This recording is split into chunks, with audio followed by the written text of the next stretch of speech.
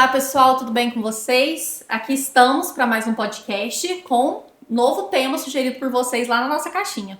Isso mesmo, e a gente vai falar hoje sobre servidores públicos e nós estamos recebendo aqui o Dr. Paulo Luciano, que vocês já conhecem de outro episódio, e o nosso querido amigo e sócio, Dr. Diego Sâmia. Sejam muito bem-vindos. Muito obrigado, doutora Chile, doutora Nayara, um prazer novamente estar aqui. Um prazer estar aqui com vocês. Bom, gente, então vamos lá começar a falar sobre esse tema que desperta tanta curiosidade, né? E confusão também nas pessoas, acaba gerando uma certa confusão, já que eles acabam confundindo muito o funcionário público com o servidor público, ou com quem é contratado e quem é concursado. Então, explica pra gente, né? Qual que é a diferença aí desses montes de nomes aí de cargos? Bom, a questão do servidor público, ela, como você bem colocou, doutora Nayara, é muito importante nos dias de hoje. Ganhou principalmente depois da PEC 32 de 2020, uma pretendida reforma administrativa ganhou relevo. E o tema é sempre bom de conversar para que as pessoas realmente entendam a importância do servidor público. As expressões, elas comumente são confundidas, mas o servidor é aquele que ocupa um cargo. Depois a gente vai tratar da questão do estatutário. A palavra, a expressão funcionário público, ela mais afeta ao direito criminal, ao direito penal. E é uma expressão mais ampla, né, que vai designar aí todo e qualquer agente que atua em prol da administração, para uma finalidade de caracterização para o ilícito penal. Mas o servidor público, em regra, é aquele que ocupa um cargo, né? Então ele está na administração ocupando um cargo e aí, em muitos casos, vindo de um concurso público. Mas sempre vai ser necessário um concurso para ser servidor público? Obrigatoriamente haverá um concurso para ser servidor público? Porque, por exemplo, uma dúvida que surge, qual que é a diferença do servidor público e empregado público? Bom, uma diferença aí entre o servidor público e o empregado público, aí a gente entra um pouco mais na técnica, vamos dizer assim, jurídica.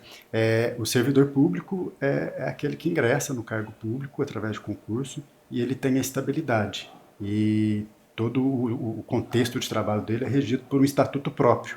Ao passo que o funcionário público, ele também ingressa vamos dizer assim, pelo concurso, mas ele não é regido por um estatuto próprio, ele é regido pela CLT. Esse é o empregado público, então. Ele também é chamado de empregado público, que trabalha, por exemplo, a gente pode dar exemplo aí, a Caixa Econômica, os Correios, a CEMIG, que é aí no âmbito estadual.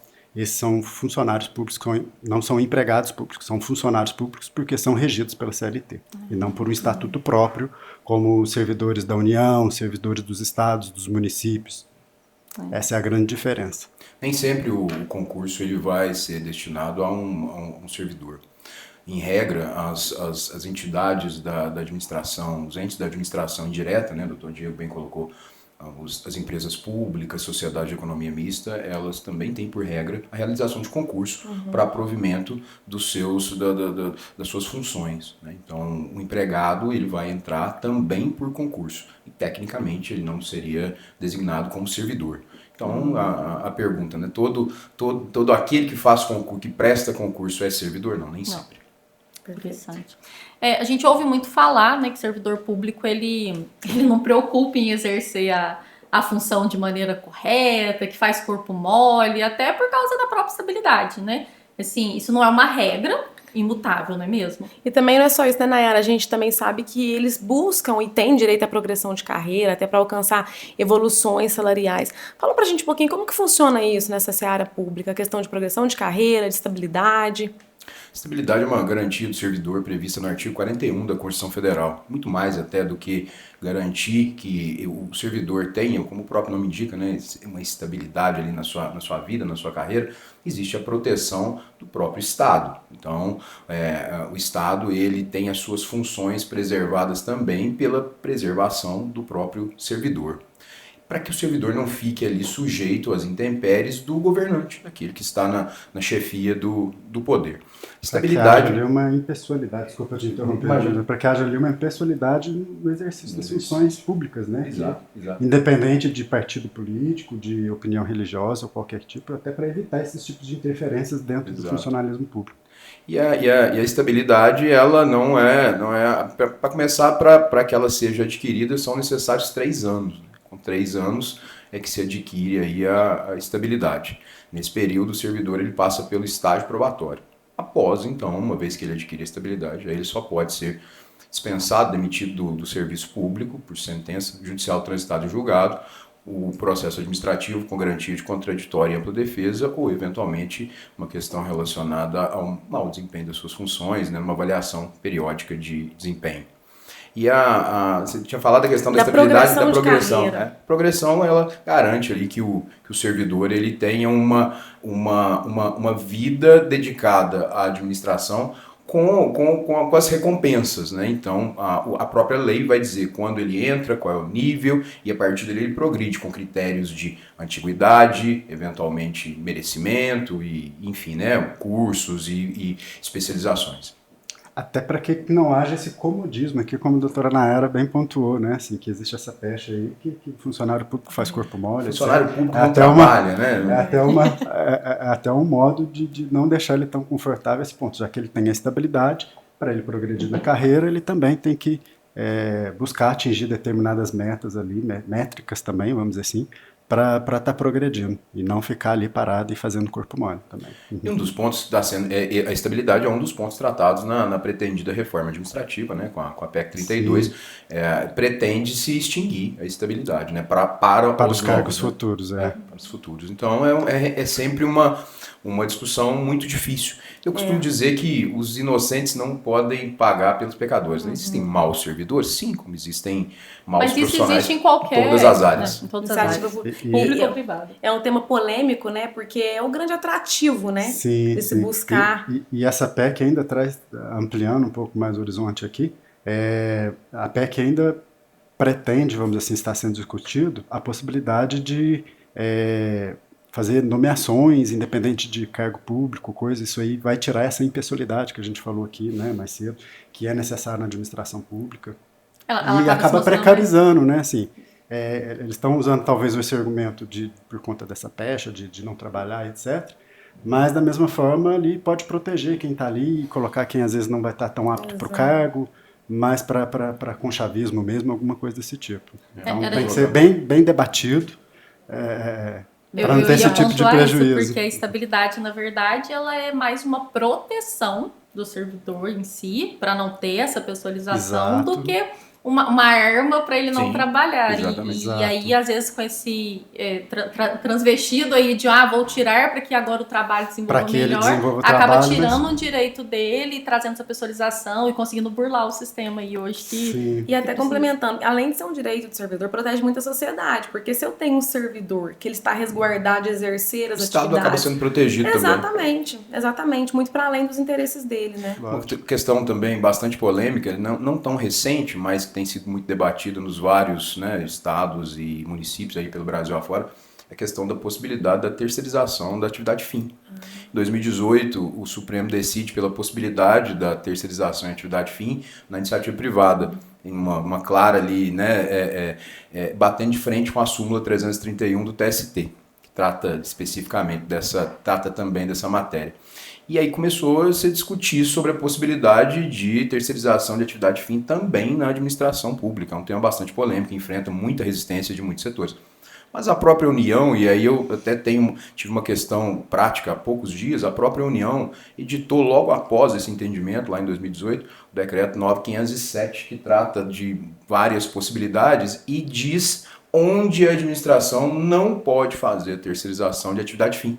Uma clara alusão à possibilidade. Se ela diz onde não pode, ela está abrindo para... Mas, não obstante, vários setores da sociedade, aí a gente pode chamar a atenção até do Ministério Público, né, flagrantemente são contrários a essa possibilidade, mas está aí, é uma discussão que vai interferir diretamente na vida do servidor, do atual e dos próximos, né? Muito possivelmente, se isso vier a ser a tônica, né, se viesse a aceitar a terceirização de atividade fim, nós teremos aí redução dos cargos providos por concurso. Com certeza. Bom, nós gostamos de polêmica, né? Então, vamos entrar em outro assunto polêmico dentro do âmbito público, né, que é a greve. Como que funciona a greve aí no âmbito público? Conta pra gente. Bom, a greve é um direito constitucional, que da mesma forma que o empregado parte da iniciativa privada tem esse direito, o servidor público também tem esse direito. A lei determina que tem que ter uma lei específica para o servidor tirar a greve. Mas em casos que não se tem essa lei específica desse servidor, pode ser usada, sim, também a mesma lei do empregado privado. Só que com algumas adaptações, como, por exemplo, como na grande maioria das vezes o servidor público ele trata de questões muito importantes para a sociedade, para a comunidade como um todo, como segurança, saúde, ele pode sair sim de greve, mas essas atividades tidas como essenciais, elas não podem ser paralisadas, sob pena dos servidores públicos serem penalizados, ter o ponto cortado, não receber esses dias de greve, etc. Exato, até que o Congresso venha legislar sobre uma lei específica, né, da greve dos servidores, é a Lei 7.783 de 1989, que regula a matéria, como bem colocou o Dr. Diego, com as adaptações e com o cuidado de tratar das atividades essenciais, né, uma vez que a sociedade não pode se ver privada de saúde, questões graves ali do dia a dia. Coleta de lixo, Exato. Segurança, policial na rua, né, hospitais com médicos, com enfermeiros, tudo isso. Essencialidade mesmo do serviço prestado. São exercidos por pessoas que exercem cargos públicos, né? E são essenciais aí para a atividade de toda a sociedade como um todo. Agora, pensando do ponto de vista do servidor público, né, com relação aos seus direitos, quando desrespeitados, a gente ouve atualmente com maior frequência a respeito de perseguições, do assédio mesmo, né? Como que está esse cenário hoje? Como que o servidor ele pode agir nessa situação em que ele se veja vítima de assédio no ambiente de trabalho? É direito de todo servidor, né, de todo cidadão, né, buscar, e os casos de assédio não são poucos, né? A nossa justiça aí recebe diariamente milhares de casos.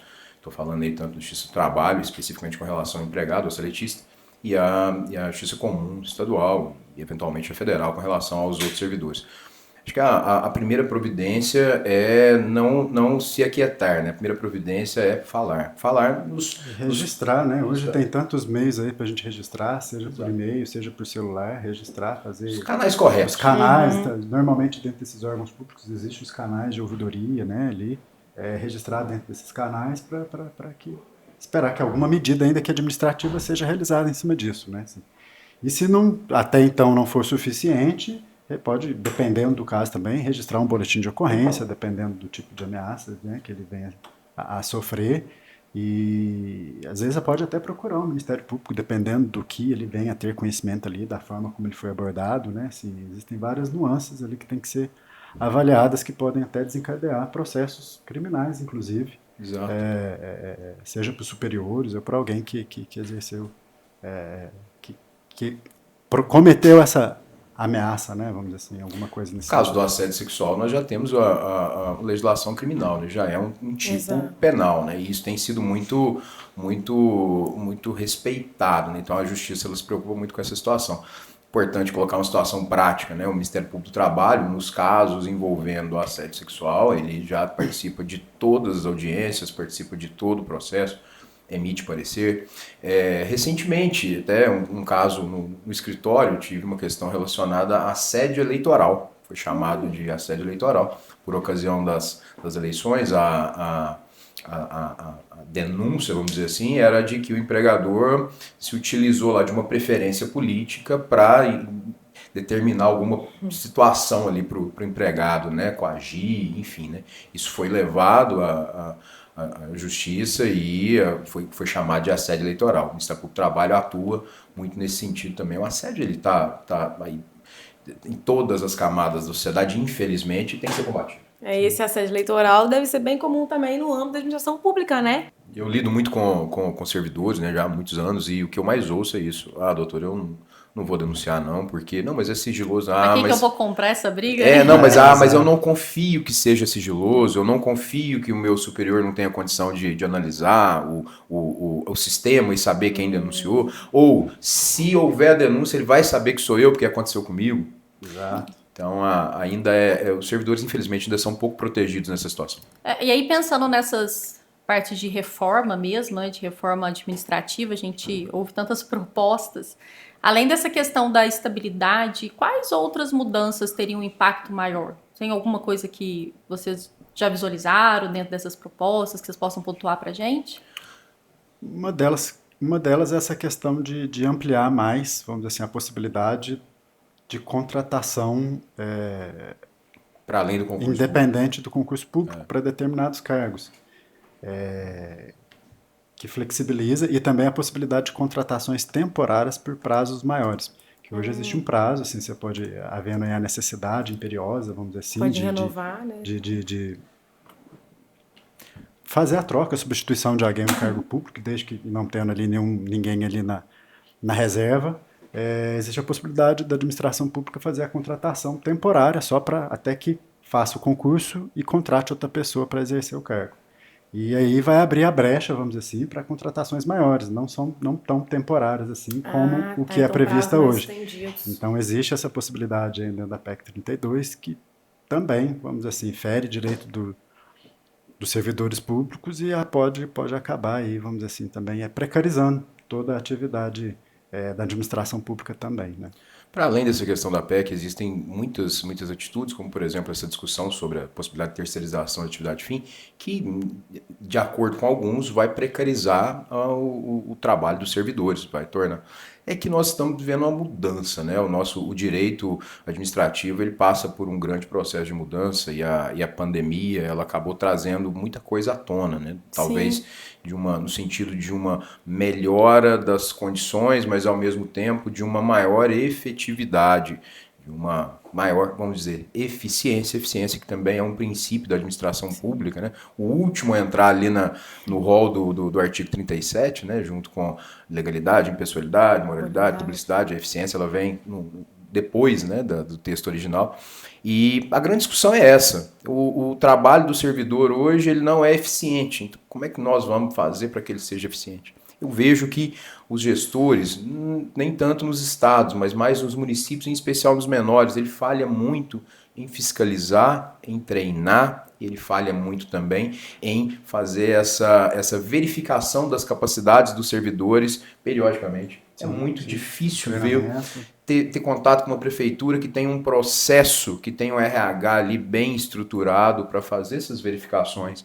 E aí é muito fácil depois culpar o servidor. Exato.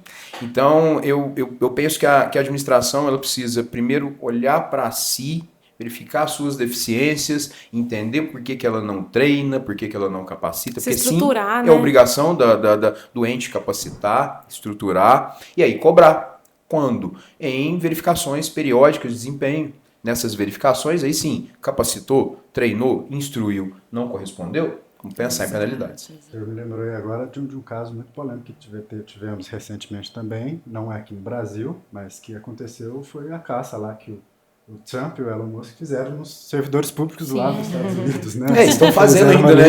Existe um departamento criado para isso. Exatamente. Se eu não me engano, tem esse nome, né? Departamento de Eficiência. Tem um nome, se não for esse, é parecido com isso. Exatamente. O objetivo, então, do Elon Musk seria tornar a administração pública mais eficiente. Veja que não é um privilégio, entre aspas, nosso estarmos discutindo sobre eficiência. Exatamente. E as pessoas ali que eles cortaram ali e que correram atrás eram justamente essa justificativa, né? Assim, não eram pessoas que não estavam evoluindo, que não estavam contribuindo ali com o trabalho que era proposto a eles. Exato, assim, essa foi a justificativa, vamos dizer. Exato. Tem que ver o que está por trás de tudo isso, né? Exato. Sempre tem o viés político sempre vai, e não um interesse adianta, maior aí. exato, não adianta a gente falar, não pode ter, sempre vai existir. Não dá para afastar totalmente. Não dá. Mas olha só, missão dada, missão cumprida. Colocaram na caixinha, a gente trouxe o tema. Foi um bate-papo muito gostoso. Quero agradecer vocês mais uma vez. A gente que agradece. As portas estão Obrigada. abertas para recebê-los em outros diálogos. Sempre um imenso prazer estar aqui com vocês. E muito sucesso para vocês aí, nesse que já é um grande sucesso, esse podcast. Muito obrigada. Obrigada, gente. Obrigado. Até o próximo episódio, pessoal. Tchau, tchau. Tchau.